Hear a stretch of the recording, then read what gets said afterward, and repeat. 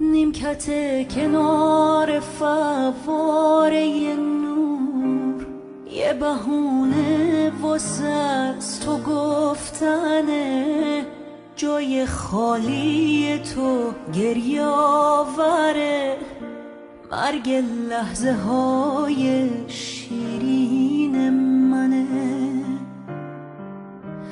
یادت به روی اون نیمکت نور، از تو واژه ها غم و خط می زدیم، دست من به دور گردن تو بود، وقتی که تکیه به نیمکت می زدیم.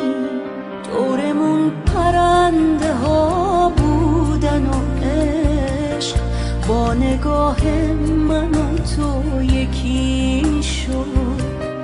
من میخواستم با تو پرواز کنم و برسم به عاشقی، اما نشد. دورمون پرنده ها بودن و عشق با نگاه من و تو یکی شد. من میخواستم با تو پرواز کنم و برسم به عاشقی، اما نشد.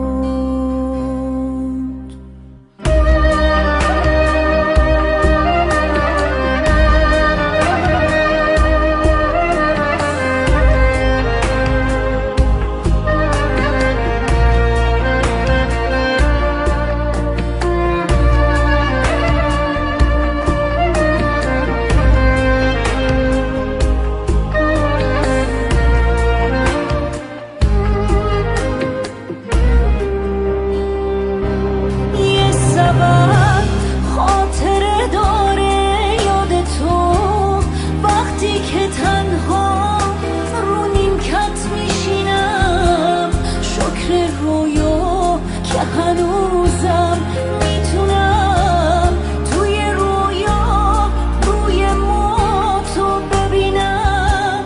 از خدا میخوام که عطر دلخوشی هر جا باشی به مشامت برسه.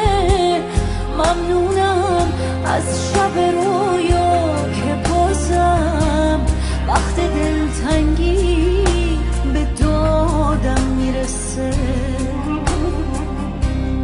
نیمکت کنار فواره نور، یه بهونه واسه از تو گفتنه، جای خالی تو گریه آوره، مرگ لحظه های شیرین منه.